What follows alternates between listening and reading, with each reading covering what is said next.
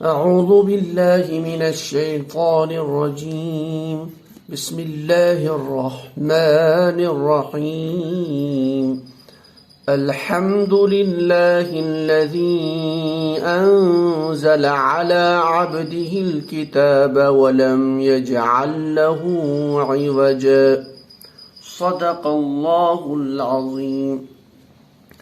تو آج ہم اس گرامیٹیکل انالیسس کے سلسلے میں اپنی دوسری سورت شروع کرنے جا رہے ہیں، جو کہ سورۃ الکہف ہے، یا سورہ کہف اب کہہ لیجئے سیدھے الفاظ میں۔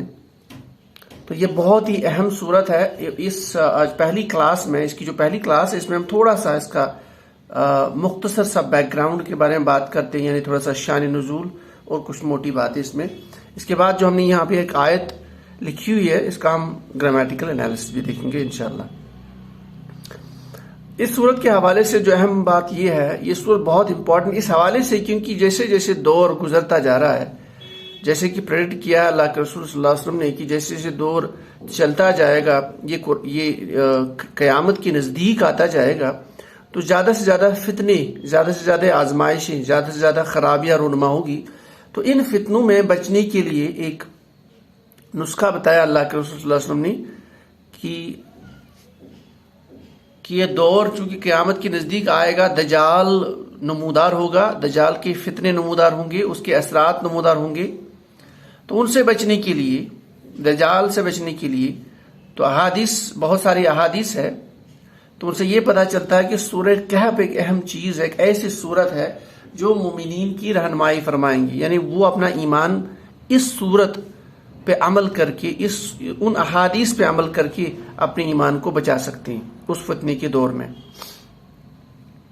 تو اس میں ایک بہت سارے روایت اس طرح سے ہے کہ یہ جو سورت ہے سورہ کہف یا سورۃ الکہف، اس کی ابتدائی ایک رکوع کی جو تلاوت کرے، کچھ احادیث میں آخری رکوع اس کی تلاوت جو کرے یا اس کو پڑھے، یعنی جو اپنا معمول بنا لے زندگی میں کہ اس کو پڑھے، پہلے رکوع کو پڑھے یا آخری رکوع کو، یا کچھ احادیث میں یہ ہے کہ اس کو حفظ کرے پوری سورت کو، کچھ احادیث میں لکھا ہے کہ پوری سورت کو پڑھے۔ تو بہرحال یہ ایک ایسی سورت ہے جس کا اگر ہم معمول بنا لیں، کم از کم احادیث کی روشنی میں جو ہے جمعرات کو یا جمعہ کے دن صبح سویرے کو جمعہ تک، تو یعنی احادیث کا نچوڑ یہ ہے کہ یہ سورت آپ کو اس سے جو ہے ان فتنوں سے بچا لے گی، یعنی ایک ذریعہ بنے گا بچانے کا۔ اب اس کے ہم ڈیپتھ میں نہیں جائیں گے، اس صورت میں ایسی کیا چیز ہے کہ جن کی وجہ سے یہ فتنوں سے بچ جائے گا۔ ظاہر سی بات ہے اس میں ایسا کچھ ہوگا جس کا ہم تفسیر یہاں نہیں جا رہے ہیں، اس کی تفسیر میں نہیں جا رہے ہیں، جیسا کہ یہ پورا سلسلہ ہم گرامیٹیکل انالیسس پہ فوکس کرتے ہیں اور جو ٹرانسلیشن کرتے ہیں وہ کیسے نکالتے ہیں وہ دیکھتے ہیں۔ تو بہرحال تو ہمیں بھی چاہیے کہ کم از کم جمعہ کے دن معمول بنا لے، جمعرات کو یا جمعہ صبح کو، کہ اس کی تلاوت کریں اور کرتے رہے، اور بلکہ احادیث میں آیا جو اس کو یاد بھی کرے گا تو زیادہ بہتر ہے، جیسے سورہ یاسین کو یاد کرنے کے بارے میں تاکید ہے۔ اس طرح سے یہ جو ہے اور بھی بہت ساری صورتیں، سورہ واقعہ، اور بھی بہت ساری صورتیں ہیں جیسے سورہ ملک۔ تو اس طرح سے یہ بھی ایک ایسی صورت ہے، اگر یاد ہی ہو جائے، تھوڑی سی بڑی صورت ہے لیکن بہرحال اگر یہ پوری یاد نہ ہو تو کم از کم پہلا رکوع، آخری رکوع، اور اس کو جو ہے کم از کم ہفتے میں ایک بار جمعرات کو پڑھا جائے یا جمعے کے صبح سویرے پڑھا جائے، تو جس کے احادیث میں آتا ہے کہ پھر یہ دوسرے جمعے تک اس کی حفاظت کرے گا، دوسرے جمعے تک اس کی گناہ معاف ہوں گے۔ تو بہت ساری اس طرح کی احادیث ہے، تو یہ بہت ہی اہم صورت ہے۔ اب جہاں تک اس کی شان نزول کا تعلق ہے کہ اس کی نازل ہونے کی وجوہات، نازل ہونے کی وجہ کیا ہے، تو اس سلسلے میں ایک احادیث مبارکہ میں ایک حدیث اس طرح سے ہے کہ جب اللہ کے رسول صلی اللہ علیہ وسلم مکہ میں، یعنی قریش مکہ جو ہے، جب وہ دیکھ رہے تھے کہ حضور صلی اللہ علیہ وسلم کی دعوت عام ہو رہی ہے، چل رہی ہے، لوگ اسلام قبول کر رہے ہیں، لوگ ایمان قبول کر رہے ہیں، تو وہ بڑے تنگ آ گئے اس سے۔ اب وہ چاہتے تھے کہ اس کو کیسے روکیں، ہمارے پاس اس طرح سے کون سے دلائل ہوں تاکہ ہم پیش کریں لوگوں کے سامنے اور وہ اس دعوت سے رک جائے۔ تو ان میں سے انہوں نے ایک ایسی بات کی ان کو پتا تھا کہ اہل کتاب جو اس ٹائم میں مدینہ میں تھے یہودی، تو اہل کتاب چونکہ وہ اہل کتاب تھے تو ان کے پاس تورات، انجیل اور وغیرہ وغیرہ کا علم تھا، تو انہوں نے اپنے کچھ ساتھی وہاں بھیجے، 2 آدمی 3 آدمی جو بھی، تو وہاں یہود کے عالم کے پاس بھیجے کہ ہمیں اس بارے میں بتائیے، ہمیں رہنمائی فرما دیجیے کہ یہ جو نبی نبوت کا دعویٰ کر رہا ہے، یہ دعویٰ کر رہا ہے کہ مجھ پہ وحی اترتی ہے اور یہ میں وقت کا رسول ہوں، پیغمبر ہوں، آخری نبی ہوں، تو اس بارے میں ہماری رہنمائی فرمائیے۔ تو یہود جو تھے انہوں نے قریش مکہ کو پیغام بھیجا کہ آپ ان سے 3 سوال کر لیجئے، یعنی 3 کوشچنز، اگر انہوں نے 3 کوشچنز کا جواب دیا تو یہ واقعتاً نبی ہے، اس کا دعویٰ صحیح ہے، تو ورنہ یہ تو جھوٹا ہے۔ ان میں ایک سوال یہ تھا کہ ہمیں ایسے شخصوں کے بارے میں بتا لیجئے بہت پہلے، 600 سال پہلے یا 700 سال پہلے جو بھی، اس دور میں وہ حکومت سے بھاگے تھے، حکومت نے ان کو ڈھونڈا تھا، جو بھی وجوہات تھی، تو بہرحال انہوں نے ایک غار میں پناہ لی تھی، پھر غار میں وہ مر گئے، پھر دوبارہ زندہ ہو گئے، یعنی جن کو اب اصحاب کہف بولتے ہیں، دی پیپل آف کیوز، کیو مین، کیونکہ کہف کا مطلب یہ ہوتا ہے کیو، غار۔ تو ان کے بارے میں بتا دیجیے، یعنی وہ واقعہ کیا تھا، کیا وجوہات تھی، کیا مسئلہ تھا ان کے پیچھے۔ ایک تو یہ سوال تھا۔ دوسرا سوال تھا ایسے شخص کے بارے میں جن نے دنیا کا مغرب و مشرق دونوں اسفار کیے، یعنی ایک کونے سے دوسرے کونے تک، اس شخص کے بارے میں بتا دیجیے، یعنی ذوالقرنین۔ اور تیسرا جو سوال تھا وہ یہ تھا کہ روح جو ہے ایک امپورٹنٹ کانسیپٹ ہے انسان کا، یعنی انسان کا وجود اگر روح نکال دے تو انسان سمپل ایک مٹیریل بن جاتا ہے، ایک باڈی بن جاتی ہے جس کا کوئی معنی نہیں، یعنی جس کا جو یوز لیس ہے، جو ہیلپ لیس ہے۔ تو یہ روح کے بارے میں بتا دیجیے، تو کویشچن اباؤٹ دا روح۔ تو یہ تینوں سوالوں کا جواب اس صورت کے ذریعے جو ہے رسول صلی اللہ علیہ وسلم، اللہ کے رسول صلی اللہ علیہ وسلم کو وحی کے ذریعے بتا دیا گیا۔ اس میں بھی ایک بڑی لمبی تفصیل ہے۔ جب ان سے سوال کیا گیا تو پھر اللہ کے رسول صلی اللہ علیہ وسلم ویٹ کر رہے تھے کہ جبریل علیہ السلام آئے اور مجھے ان سوالوں کا جواب دے، لیکن وہ بہت ٹائم تک نہیں آئے۔ اس کی بھی وجوہات یہ بتائی جا رہی ہے کہ انہوں نے جب یہود سے کہا تھا کہ میں کل آپ کو اس سوال کا جواب، یہ قریش سے کہا تھا جب میں کل آپ کو اس سوال کا جواب دوں گا، لیکن انہوں نے انشاءاللہ نہیں کہا تھا، تو اس انشاءاللہ نہ کہنے کی وجہ سے تاخیر ہو گئی وحی کے آنے میں، کچھ بولتے ہیں 10 دن کی تاخیر ہو گئی۔ تو بہرحال اس کے بعد بتا گیا کہ تاخیر کی وجہ یہ ہے کہ آپ نے انشاءاللہ نہیں کہا تھا، جیسے کہ سورہ کہف میں ایک آیت ہے وَلَا تَقُولَنَّ لِشَيْءٍ إِلَّا أَن يَشَاءَ اللَّهُ، یعنی جب تک آپ انشاءاللہ، جب بھی آپ کوئی کام کرو، جب بھی آپ کوئی اس کام کا ارادہ کرو تو اس میں پہلے انشاءاللہ کہا کرو۔ تو اس انشاءاللہ نہ کہنے کی وجہ سے تاخیر ہوئی وحی میں۔ بہرحال پھر بعد میں یہ صورت نازل ہوئی، اس میں تمام سوالوں کی جواب تھے۔ تو یہ اس طرح سے اس کا مختصر سا شان نزول تھا۔ اب چلتے ہیں آج کی جو ہماری آیت ہے، جو ہمارا ایکچوئل جو ٹاپک ہے وہ ہے الحمدللہ الذی انزل علی عبدہ الکتاب ولم یجعل لہ عوجا۔ تو سب سے پہلے یہ جو آیت ہے اس میں کتنے الفاظ ہیں، کتنے ورڈز ہیں، کتنے کلمات ہیں، ان کو دیکھ لیتے ہیں۔ تو سٹارٹ کر لیتے ہیں۔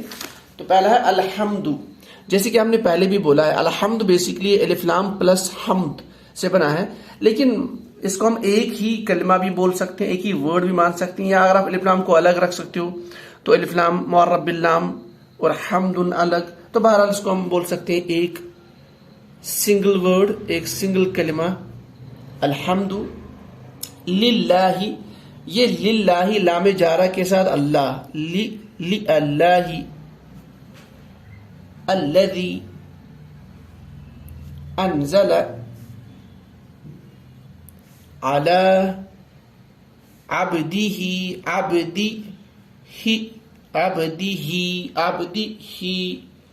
الکتاب، اس کو بھی آپ ایک مان لیجئے، ایک کلمہ، نہیں تو الف لام اوریجنلی الف لام کو الگ کر لیجئے اور کتاب ان کو الگ کر لیجئے، انشاءاللہ ہم مزید دیکھیں گے آگے۔ و لم یجعل لہ عوجا، تو یہ اس طرح سے جو الفاظ ہم نے ان کو الگ کیا۔ اب جو امپورٹنٹ چیز یہ ہے عربی زبان میں، لغت میں، صرف اور نحو کے پورے قواعد میں، عربی زبان کی جو قواعد ہے اس میں امپورٹنٹ چیز یہ ہے کہ ہمیں یہ جو کلمہ ہے، کلمے کی 3 اقسام ہے، اسم، فعل اور حرف، مینز ناؤن، ورب اینڈ پارٹیکل۔ ہاں، یہ بہت ہی امپورٹنٹ چیز ہے کہ ہمیں پہچان ہو اس چیز کی کہ اسم کون سا ہے، فعل کون سا، حرف کون سا ہے. تو ہم سیکنڈ سٹیپ میں یہ کر لیتے ہیں کہ یہ جو ہم نے ان الفاظ کو الگ کیا، ان میں سے دیکھتے ہیں کہ اسماء کون سے، افعال کون سے، حروف کون سے، ناؤنز کون سے، وربز کون سے، پارٹیکلز کون سے. تو شروع کر لیتے ہیں. الحمد. دیکھیں کسی بھی کلمے کی ابتدا میں الف لام کا ہونا اس چیز کی موٹی علامت ہے کہ یہ اسم ہے. تو الحمد آپ کا اسم، سو اٹس یور ناؤن، اس کو ہم الف سے رکھ لیتے ہیں. للہ دوسری بڑی علامت اسم کے پہچاننے کی ہے کہ اس کی ابتدا میں حرف جارہ ہوتا ہے. حرف جارہ میں لام بھی ہے، لام کسرہ والا، تو اس کا مطلب یہ الف لام جو ہے، تو لام چونکہ حرف جارہ ہے تو اس کو حرف مان لیتے ہیں، اور یہ حرف جارہ چونکہ اللہ پہ داخل ہو کے للہ بنا ہے تو اللہ آپ کا اسم جلالہ. ٹھیک ہے. الذی اسماء موصولہ کی کیٹیگری، اور یہ سارے کے سارے اسماء ہے اور معرفہ اسم ہے، تو یہ بھی آپ کا اسم. انزل، افعل، انزل، افعل پیٹرن پہ باب افعال سے افعل یفعل، انزل ینزل، تو یہ آپ کا فعل ہے، فعل ماضی کا صیغہ، اٹس یور ورب. ٹھیک ہے. اعلی حرف جارہ ہے، تو حرف جارہ جب ہم نے کہا جب حرف جارہ ہے تو یہ مجرور، یہ اسم پہ داخل ہوتا ہے، اس کے بعد اسم ہی ہوگا. تو عبدی یہ اسم ہے. ٹھیک ہے. اب عبدی کے ساتھ میں ہو کی ضمیر ہے جو یہاں پہ ہی کی شکل میں ہے، تو ہو ضمیر ہے، ضمائر سارے کے سارے اسم ہے. اس کے بارے میں مزید ہم دیکھیں گے انشاءاللہ آگے. اور دوسرا یہ مضاف مضاف الیہ کنسٹرکشن بھی ہے. ٹھیک ہے. یعنی یہ اوریجنلی ہے عبدہ. پھر الکتاب میں الف لام ابتدا میں، تو یہ بھی آپ کا اسم. واو حرف عطف، تو یہ آپ کا پارٹیکل یعنی یہ آپ کا حرف. ٹھیک ہے. یجعل، دیکھیے یجعل لم ہے اس کے بعد، تو لم بھی آپ کا پارٹیکل ہے، حرف. یہ حروف جازمہ کی کیٹیگری میں سے ہے، یعنی فعل مضارع کو جزم دیتے ہیں. جہاں پہ لم آ گیا اس کا مطلب ہے کہ اس کے بعد فعل آپ کا علامت یہ جو ہے فعل مضارع ہوگا. تو فعل لم داخل ہوتا ہے، یہ بھی ایک موٹی علامت ہے فعل مضارع کو پہچاننے کی، اس پہ لم داخل ہوتا ہے. تو اس وجہ سے یجعل جو ہے یہ جو ورڈ ہے یہ فعل مضارع ہے، فعل. اور دوسرا اس ورڈ کی ابتدا میں یا ہے، الف تا یا نون علامت مضارع، تو اس وجہ سے یہ بھی آپ کا فعل ہے، اٹس یور ورب. لہو، لہو یہ جار مجرور کنسٹرکشن ہے.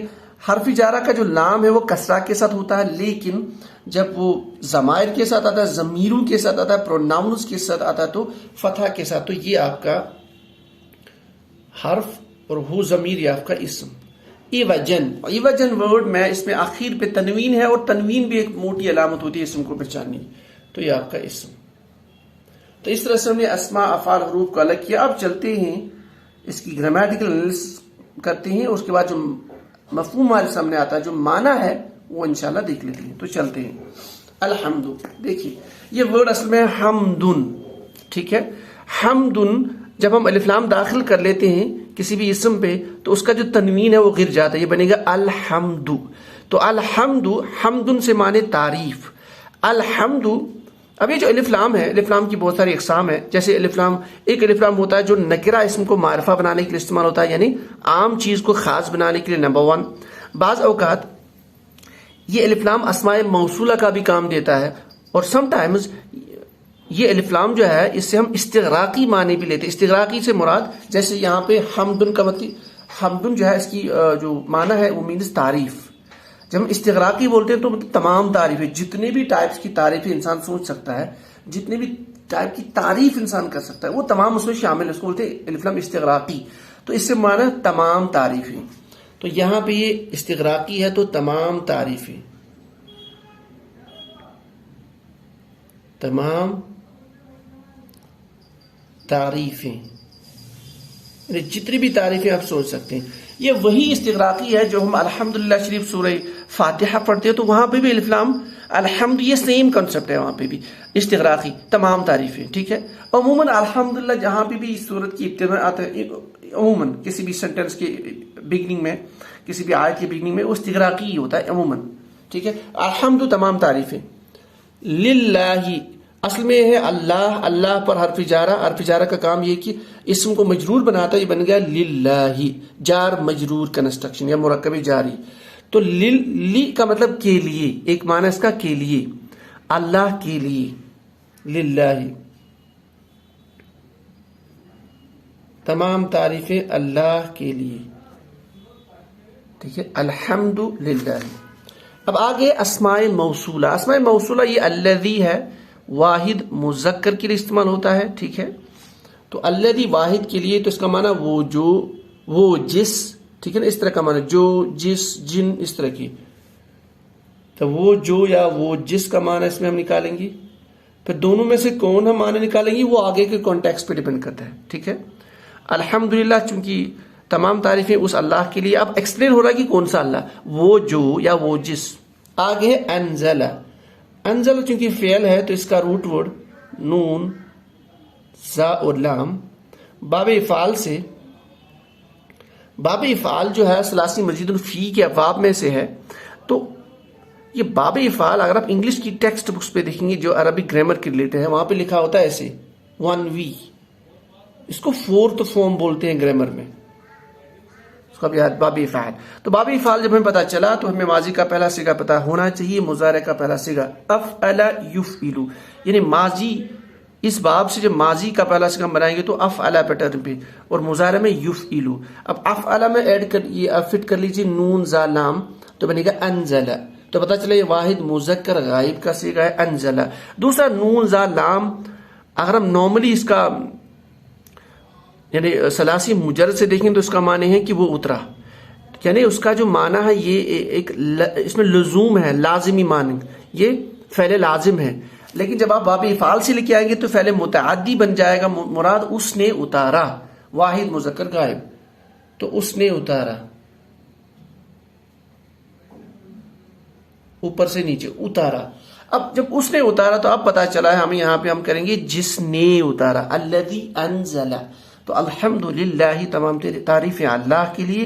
کون اللہ؟ الذی انزل, جس نے اتارا. ٹھیک ہے, اب آگے چونکہ یہ فعل ہے, جب فعل آتا ہے تو اس کا مفعول ہوتا ہے, اس کا فاعل ہوتا ہے. ٹھیک ہے, تو اس کا آگے دیکھتے ہیں. اگر فاعل مفعول ہوگا تو وہ منصوب ہوگا. اب منصوب یہاں پہ آپ کا یہ الکتاب ہے, آگے اس کو آپ چھوڑ لیجئے. ابھی الکتاب یہ تھا کتابن, الف لام داخل کرنے سے الکتاب. اب یہ منصوب کیوں ہے؟ تو یہ کتاب بیسیکلی مفعول بھی ہے اس انزل. تو جب یہ مفعول بھی ہے, مفعول بھی ہوتا ہے منصوب, تو یہ مفعول بھی بیسیکلی اس انزل فعل کا, یعنی اس نے اتارا کتاب. اب مراد یہاں الکتاب, کوئی خاص کتاب, مراد قرآن کریم. تو الکتاب کا مراد قرآن کریم لکھ سکتے ہیں. تو الذی انزل, جس نے اتارا, کیا اتارا؟ الکتاب, جس نے قرآن کریم اتارا. اب بیچ میں یہاں پہ اعلی عبدی, اعلی حرف جارا, پہلے اس کو دیکھتے ہیں. یہ بیسیکلی ہے عبدو, عبدو, یہ ہے عبدن پلس ہو کی ضمیر. عبدن بندہ ہے, اسم, ہو ضمیر. یہ ضمیر جو ہے چونکہ یہ ضمیر متصلہ ہے, اٹیچڈ ضمیر ہے, واحد مذکر غائب کی ضمیر ہے. تو اٹیچڈ ضمیر اس کا مطلب یا تو یہ منصوب ہوگا تو مجرور ہوگا. تو ان دونوں میں بیسیکلی مرکب اضافی بنا ہے, یعنی اضافت ہے, دونوں میں بنے گا عبدہ. اضافت بنا لیجئے عبدہ, مراد اس کا بندہ. لیکن عبدہ پہ آپ حرف جارا داخل کر لیجئے اعلی, تو عبدو جو ہے بنے گا عبدی, عبدی ہو. لیکن عبدی ہو پڑھا نہیں جاتا, یہ مشکل ہے پڑھنا. ہا پہ یعنی ہا پہ آپ کا پیش ہے اور یہ دل پہ زیر ہے, اس لیے جہاں پہ بھی قرآن پاک میں اس طرح کا کنسٹرکشن تو یہ بن جاتا ہے عبدی ہی, ایسے ایسے. لیکن معنی یہ وہی ضمیر ہے, اوریجنلی وہی ضمیر ہے, اسی کا معنی لے گا. ٹھیک ہے, لیکن ورڈ کی کنسٹرکشن میں, ورڈ کی فارمیشن میں اس طرح سے چینجز آ جاتی ہے. تو اعلی عبدی, عبدی اس کا بندہ, اعلی عبدی اس کے بندے پر, یعنی اس کا جو بندہ ہے اس پر. یعنی مراد اگر ہم اللہ تعالیٰ مراد لیں گے اپنے بندے پر, ہم اس کا ٹرانسلیشن دیکھ سکتے ہیں, اس نے اپنے بندے پر. ٹھیک ہے, تو ہم لکھیں گے اپنے بندے پر. اب اپنے بندے پر سے مراد یہاں پر اللہ کے رسول صلی اللہ علیہ وسلم. ٹھیک ہے, تو یہ جو اعلی عبدی ہی, یہ جار مجرور کا کنسٹرکشن, ان کو متعلق فعل بھی بولتے ہیں, یعنی انفارمیشن اباؤٹ دس انزل الکتاب. ٹھیک ہے, متعلق فعل جو بھی. تو الحمدللہ تمام تعریفیں اللہ کے لیے، الذی وہ جس، وہ جو، انزلہ وہ جس نے اتارا، علی عبدہ اپنے بندے پہ یا اس کے بندے پر کیا اتارا، الکتاب کتاب. ہو گیا کلیئر؟ اب آگے واو حرف عطف اور لم یجعل. ٹھیک ہے، اب یہ یجعل آپ کا فعل مضارع ہے، جعل یجعل. ٹھیک ہے، جعل یجعل، فتح یفتح یجعل. تو یجعل، جعل یجعل، جب آپ نے یجعل کہا تو واحد مذکر غائب کا صیغہ. جعل بنانا، رکھنا. ٹھیک ہے، اس طرح کا معنی ڈیپینڈنگ آن دا سچویشن، لیکن یوزلی اس کا مطلب ہے بنانا، رکھنا، کوئی چیز کریٹ کرنا، اس طرح کا معنی.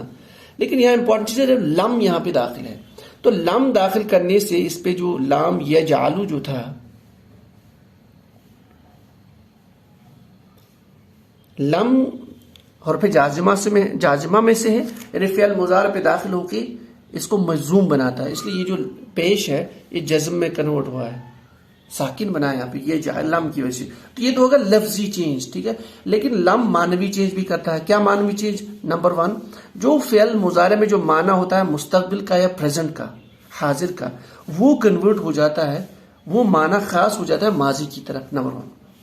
تو لم دوسرا چونکہ نفی کے لیے استعمال ہوتا ہے، تو ایک تو یہ یجعل میں نفی، اس میں نفی کا معنی پیدا کرے گا، دوسرا ماضی کی طرف معنی کو ڈائریکٹ کرے گا، اور تیسرا یقین کا معنی پیدا کر لیتا ہے. ٹھیک ہے، یجعل وہ ایک شخص بناتا ہے، بنائے گا. لم یجعل نہیں بنایا اس نے، نہیں رکھا اس نے. لم یجعل یقین کے ساتھ نہیں رکھا اس نے. ٹھیک ہے، تو ہم کہیں گے نہیں رکھا اس نے شارٹ کٹ میں. اور نہیں رکھا اس نے. ٹھیک ہے، لہو جار مجرور. عموماً یہ لام جو ہے حرف جارہ ایک کسرہ کے ساتھ ہوتا ہے، لیکن جب یہ یہاں پہ ضمائر کے ساتھ آتا ہے ایسے تو یہ اس کو فتح کے ساتھ بھی لکھا جاتا ہے، یعنی فتح کے ساتھ آتا ہے تو یہ بنے گا لہو. تو یہ جار مجرور کنسٹرکشن پھر سے آ گئی. اب دیکھ لیں یہ ہو کی ضمیر ایسے ہے، لیکن ماں قبل اس کے فتح ہے تو یہ الٹا پیش میں کنورٹ ہوتا ہے، یعنی ایسے ہی لکھا جاتا ہے اسکرپٹ میں. جیسے یہاں پہ ہم نے کہا تھا یہ ہو کی ضمیر تھی، لیکن وہ پیش کھڑا زیر کی شکل میں لکھا کیونکہ ماں قبل آپ کا کسرہ والا دال ہے. ٹھیک ہے، تو لہو، ہو وہ ایک واحد مذکر غائب کی ضمیر. لہو لام کا معنی کبھی کا بھی ہوتا ہے، کبھی کے لیے، depending on the situation, context کو دیکھ کے اس کا معنی نکالا جاتا ہے. لہو ایک معنی اس کے لیے. ٹھیک ہے، تو یہاں پہ چونکہ یہاں پہ جب ہم ترجمہ دیکھتے ہیں، ولم یجعل نہیں رکھا اس نے، لہو اس میں، یہاں پہ آئے گا معنی اس میں، یعنی وہ جو کتاب ہے اس میں نہیں رکھا. کیا نہیں رکھا؟ اب آگے آپ کا ایوجن اسم منصوب آتا ہے. کیوں؟ کیونکہ یہ جو فعل ہے یجعلو، لم یجعلو فعل جو ہے اس کا مفعول بھی ایوجن، ایوجن سے ایوجن بنا کیونکہ مفعول بھی منصوب آتا ہے. تو ایوجن جو ہے اس کا مطلب ٹیڑھا پن، یعنی اگر کوئی آپ کی مطلب کوئی اسٹریٹ چیز ہو، کوئی اسٹریٹ لائن ہو، کوئی اسٹریٹ پاتھ ہو، کوئی اسٹریٹ تھنگ ہو، اس کو آپ اس اسٹریٹنیس سے ڈیویٹ کرو. اب جتنا بھی اس کو ڈیویٹ کرو، وہ جو ڈیویشن ہے، وہ جو چینج ہے، وہ جو ٹیڑھا پن ہے، اگر وہ اتنا ہے کہ آپ اسے دیکھ سکتے ہو، آپ اسے محسوس کر سکتے ہو، آپ کی عقل اسے سمجھ سکتی ہے، وہ جو ٹیڑھا پن آنا ہے، اس کے لیے ورڈ یوز ہوتا ہے لغت، عربی لغت میں ایوجن، ایوجن. ٹھیک ہے، تو ایوجن کا مطلب آپ لکھ سکتے ہو کجی، کجی بھی لکھ سکتے ہو.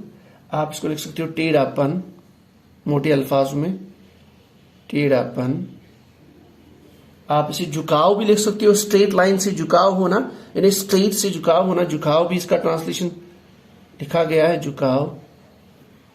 کچھ لوگوں نے پیچیدگی بھی لکھا ہے. ٹھیک ہے، تو بہرحال تو ولم یجعل اور نہیں رکھا اس کو، نہیں رکھا لہو اس میں یا اس کو، اس کتاب کو یا اس کتاب میں، ایوجن چونکہ تنوین ہے نکرہ، اس میں تو ہم کہیں گے کوئی ٹیڑھا پن، کچھ کجی، کسی ٹائپ کی کجی، کسی طرح کا جھکاؤ، کوئی بھی ٹیڑھا پن. ولم یجعل لہو ایوجن، یعنی آپ جو ٹیڑھا پن سوچ سکتے ہیں، آپ جو جھکاؤ سوچ سکتے ہیں، آپ جو کجی سوچ سکتے ہو، آپ جو خامیاں تلاش کرنا چاہو، اس میں نہیں رکھی ہے وہ خامیاں. کس میں؟ الکتاب میں. تو الحمدللہ الذی انزل علی عبدہ الکتاب، تعریفیں، ساری تعریفیں اس ذات کے لیے، اس اللہ کے لیے، الذی وہ جو، انزل وہ جس نے اتارا، علی عبدہ اس کے بندے پر، الکتاب کتاب، الکتاب مطلب قرآن پاک. پھر آگے بتایا جا رہا ولم یجعل لہ، اور نہیں بنایا اس قرآن پاک کے لیے، نہیں بنایا اس قرآن پاک کے اندر عوجن، کسی قسم کا ٹیڑھا پن، کسی قسم کا جھکاؤ، کسی قسم کی کجی. یعنی اب قرآن پاک میں کس قسم کی کجی ہو سکتی ہے؟ جب ہم قرآن پاک کی بات کر سکتے ہیں تو یہ کلام ہے، ٹھیک ہے. اب دیکھیں مفسرین نے اس سے بہت بڑی بات کی ہے. کلام سے مراد اب ایک یہ، جب کلام کی بات ہو رہی ہے تو فصاحت کی بات آئے گی، بلاغت کی بات آئے گی، ٹیکسٹ کے ارینجمنٹ کی بات آئے گی، ٹیکسٹ میں خوبصورتی کی بات آئے گی، اس کا جو معنی آئے گا. اس میں بعض اوقات الفاظ ہوتے ہیں، اس کے معنی بہت سارے ہوتے ہیں، پھر بہت سارے جو معنی ہیں ان میں ٹیڑھا پن ہوتا ہے.